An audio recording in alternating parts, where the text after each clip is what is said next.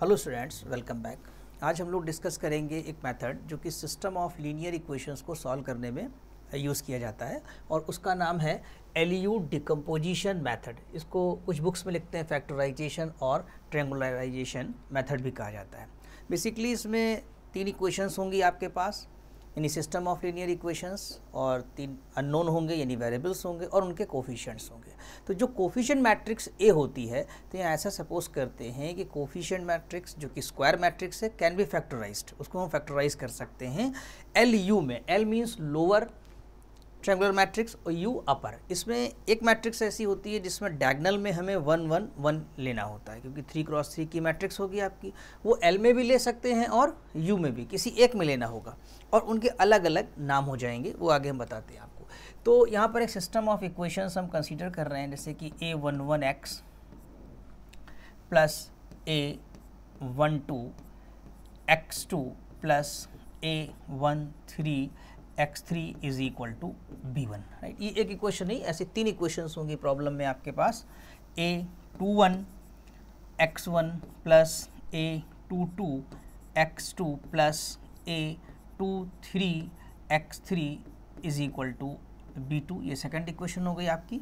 a31 x1 plus a32 x2 plus a33 x3 is equal to b3, ये तीन equations हैं आपकी।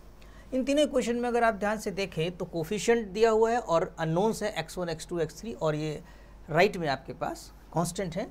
तो इसको आप किस फॉर्म में लिख सकते हैं, ax is equal to b form में इक्वेशन लिखी जा सकती है, जहाँ पर a की वैल्यू कितनी है अगर देखा जाए, a यानी coefficient matrix where a equal to A लिखें हम तो आपका आएगा a11 a12 a13 a21 यानी second row first column, a22 a23, इसमें रो और कॉलम के हिसाब से लिख रहे हैं। 3x3 की मैट्रिक्स बनेगी आपकी ये।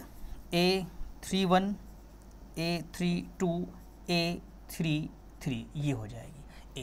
यहाँ पर अगर x की बात करें हम लोग तो x वो अननोन है या वेरिएबल्स भी कहते हैं, जो x1 x2 और x3 है, जो कि आपको इस प्रॉब्लम में x1 x2 x3 किसी में x y z भी लिखा होता है, तो ये x लिख सकते हैं। और b जो राइट साइड के कांस्टेंट हैं, जो कि इस प्रॉब्लम में b1 b2 और b3 दिए हुए हैं आपके, ठीक।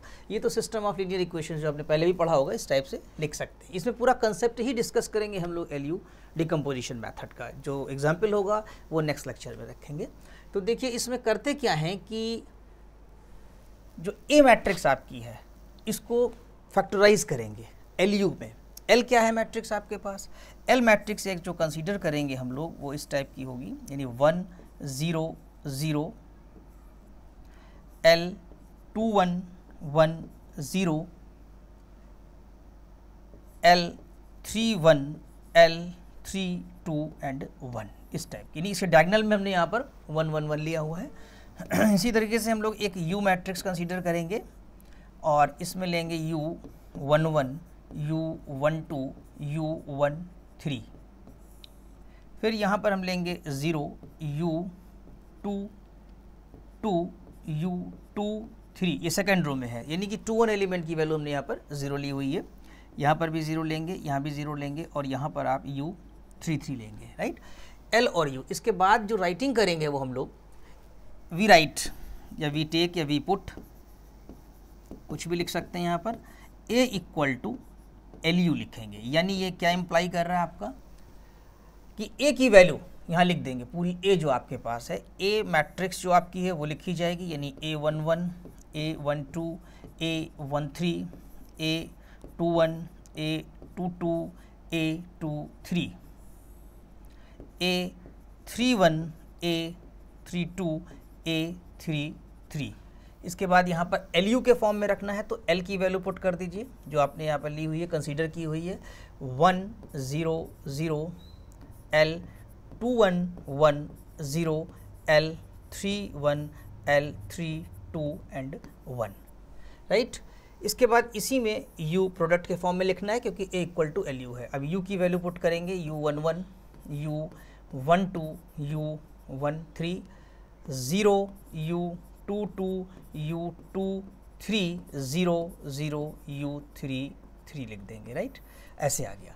अब क्या करना होगा, जब प्रॉब्लम करेंगे उस टाइम इनको यानी कि इसको मल्टीप्लाई करेंगे। यहाँ पर कितने इक्वेशंस बनेंगी, जैसे एक आप इससे मल्टीप्लाई करके लाएंगे तो यहाँ पर आपके पास 9 इक्वेशंस बन जाएंगी, ठीक है। जैसे कि एक बार करेंगे इससे, फिर इससे करना स्टार्ट करेंगे और यहाँ से कंपेयर कर लेंगे क्योंकि यहाँ पर 9 एलिमेंट्स हैं आपके पास, तो 9 इक्वेशंस बन जाएंगी। उन 9 इक्वेशंस की हेल्प से हम लोग यहाँ पर जो अननोन है अगर देखें तो यहाँ पर 3 + 2 + 1 ये 6 ये हैं और 3 अननोन्स यहाँ पर हैं, यानी L21, L31, L32 like this. इनको आप सिंप्लीफाई करके इनकी वैल्यूज़ को फाइंड करेंगे। काफ़ी वर्किंग रहती है, इसमें टाइम भी लगता है और बहुत केयरफुली कैलकुलेशन करना होगा। मल्टीप्लाई करेंगे, कंपेयर करेंगे, इक्वेशंस 9 बनाएंगे, उनको सॉल्व करके ये 9 अननोन्स को डिटरमाइन कर लेंगे। इस तरीके से आपका LU डिटरमाइन होगा। तो इस आर्टिकल में हम सपोज कर रहे हैं कि मल्टीप्लाई करके ऐसा कर लेंगे। जब एग्जाम्पल करेंगे तो वहाँ पर एक्सप्लेन कर देंगे और मल्टीप्लाई करके शो भी कर देंगे। अब क्या करेंगे, प्रोसीजर क्या है कि A इक्वल टू LU लिया आपने। इससे पहले यहाँ पर देखिए AX इक्वल टू B जो कि सिस्टम ऑफ लीनियर इक्वेशंस है हमारा, यहाँ पर A की वैल्यू पुट कर देंगे, यानी फ्रॉम 1 अगर देखें तो हमारा क्या बन जाएगा, फ्रॉम वन ये मेथड है पूरा LU डिकम्पोजिशन का। वहाँ पर है AX is equal to B, तो A की जगह पर रखेंगे LU और X is equal to B, ये LUX is equal to B बन जाएगा।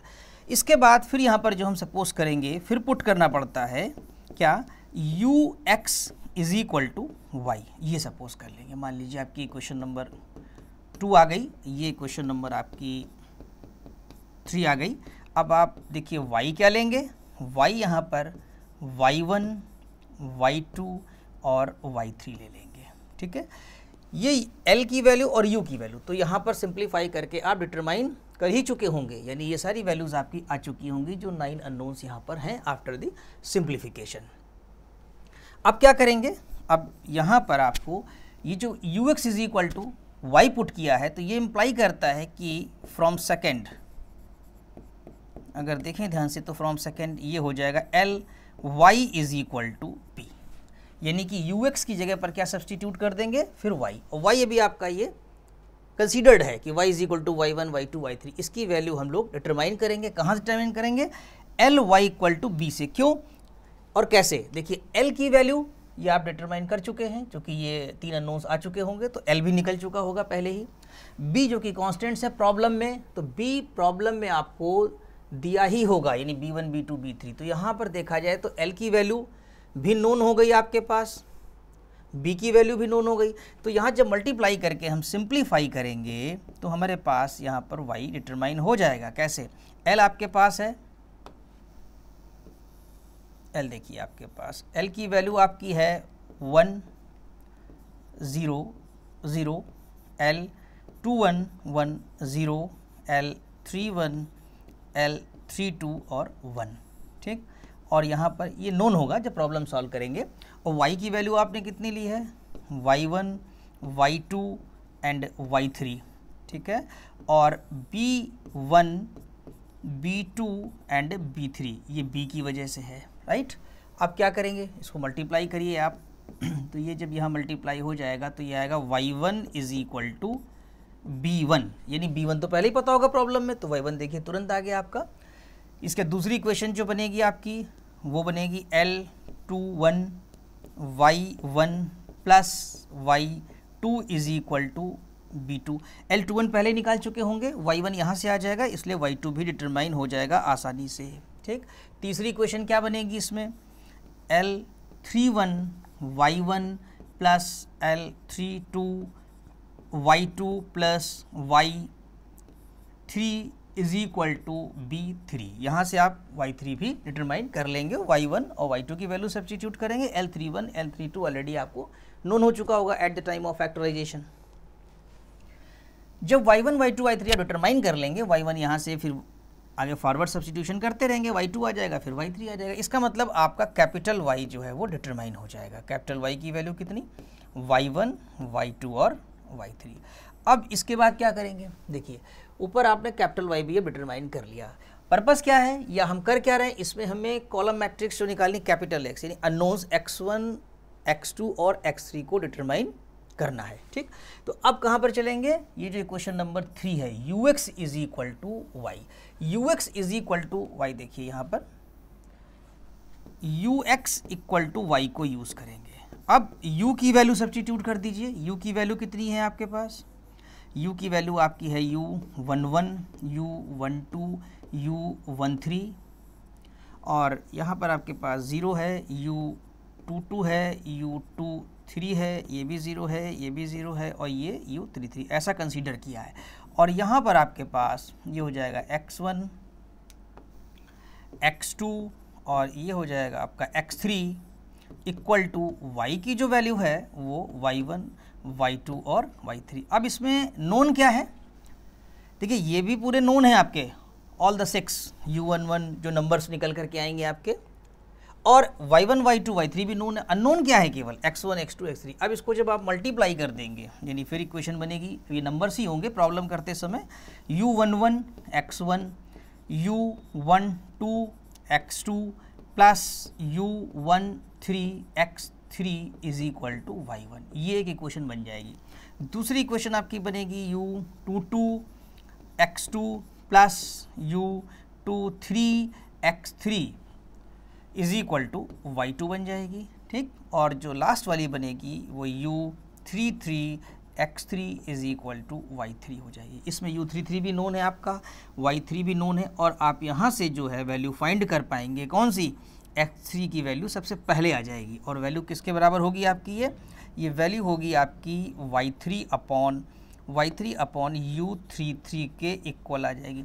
जब आप x3 कैलकुलेट कर लेंगे तो यहाँ सब्स्टिट्यूट कर देंगे, x2 आ जाएगा, और जब x2 x3 कैलकुलेट कर लेंगे तो यहाँ सब्स्टिट्यूट कर देंगे वैल्यू इसमें जा करके, तो आपका x1 आ जाएगा।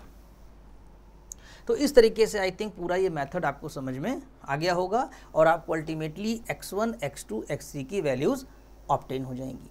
तो इस लेक्चर में हम लोगों ने सीखा कि LU डिकम्पोजिशन मेथड को कैसे अप्लाई किया जाता है। अब नेक्स्ट लेक्चर में इसका पूरा एक कंप्लीट एग्जाम्पल देखेंगे, पूरा इलस्ट्रेशन देखेंगे। और बहुत से स्टूडेंट्स हमसे कह रहे थे कि सर वो नोट्स भी चाहिए थे, तो ये स्टडी मटेरियल हमारा है और आप डिस्क्रिप्शन बॉक्स में जाइए, वहाँ पर एक लिंक दी हुई है, क्लिक करेंगे तो ड्राइव में ले जाएगा, वहाँ से आप ये डाउनलोड कर सकते हैं। अगर आपको वीडियो अच्छा लगा हुआ तो लाइक करें और सब्सक्राइब करें, जिससे कि लगातार जो वीडियोज़ अपलोड होंगे उनकी नोटिफिकेशंस आपको मिलते रहें। Thank you so much.